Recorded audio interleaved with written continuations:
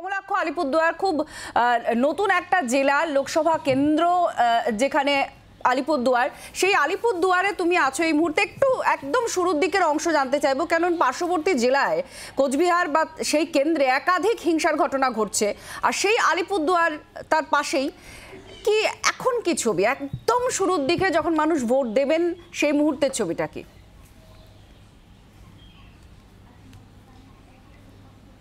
আত্রি, তোমাকে জানিয়ে রাখি যে বিগত বছরগুলোতে অতীতের নির্বাচনে আলিপুরদুয়ারের নির্বাচন কিন্তু একেবারে নিস্তরঙ্গ ভোট বলা যায়। উৎসবের মেজাজ বলতে যা বোঝায় আলিপুরদুয়ারের নির্বাচনটা অনেকটাই তাই। এই চা বলয়ে বা বাগানের ভোট কিন্তু তুলনামূলকভাবে অনেকটাই অশান্তিহীন এবং একেবারে শান্তিপূর্ণ একটা ছবি দেখা যায়। তবে এবার নির্বাচনী ইকুয়েশন অনেক চেঞ্জ হয়েছে, সেই কারণে কিন্তু একটা আশঙ্কা দানাবাঁধছে এলাকার মানুষজনের মধ্যে। আমি রাজনৈতিক আলোচনায় বা নির্বাচনের পর্ব নিয়ে আলোচনায় পরে আসি, কিন্তু এই মুহূর্তে সাত সকালে আমরা যেখানে রয়েছি সেই স্কুলের ছবি তোমাকে দেখাতে চাইবো। আমরা একটি মডেল বুথে রয়েছি, অর্থাৎ মহিলা পরিচালিত বুথ।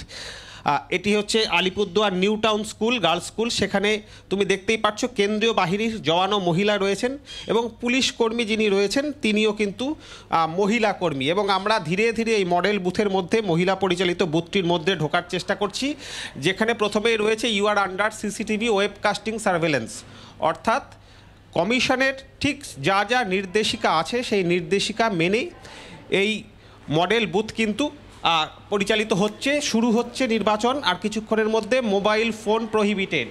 আমি তোমাকে দেখাবো পোলিং এজেন্ট থেকে শুরু করে পোলিং অফিসাররা তারা এই টেবিলে বসছেন এবং এই মুহূর্তে চলছে মক পোলিং।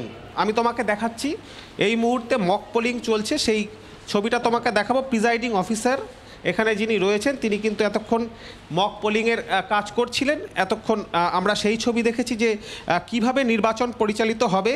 এই ইভিএমে দাঁড়িয়ে প্রিজাইডিং অফিসার যারা এখানে রয়েছেন প্রত্যেকেই মহিলা।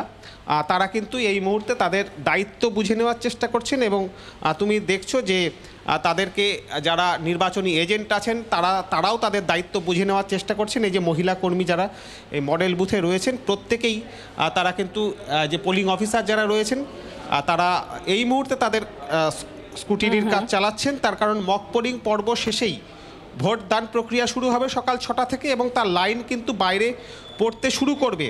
তবে মক পোলিং এর ছবি তুমি দেখছো যে ইভিএমে কিভাবে ভোটদান হবে, ইভিএম ঠিক আছে কিনা সমস্ত কিছু বুঝে নিতে কিন্তু প্রিজাইডিং অফিসার যিনি রয়েছেন তিনি সেই পর্ব চালাচ্ছেন। একটু তার সঙ্গে কথা বলবো। মক পোলিং কীভাবে, এটা তো মহিলা পরিচালিত বুথ, কি কথা বলা হয়েছে কমিশনের তরফ থেকে একটু যদি বলেন। আমাদের এখন মক পোল কমপ্লিট করতে হবে। মক পোলের জন্য ক্যান্ডিডেটকে যে ভোট হয়েছে সেটা দেখিয়ে দিতে হবে, তাকে বুঝিয়ে দিতে হবে যে আমাদের মেশিন ঠিক আছে। এটাই আমাদের নির্দেশ দেওয়া হয়েছে ঠিকঠাক মতো। একেবারে চিরাচরিত যে পদ্ধতি, যে প্রক্রিয়া রয়েছে কমলাক্ষ, আমরা দেখতে পাচ্ছি মহিলা পরিচালিত একটি বুথ আপনারা দেখতে পাচ্ছেন আলিপুরদুয়ারে।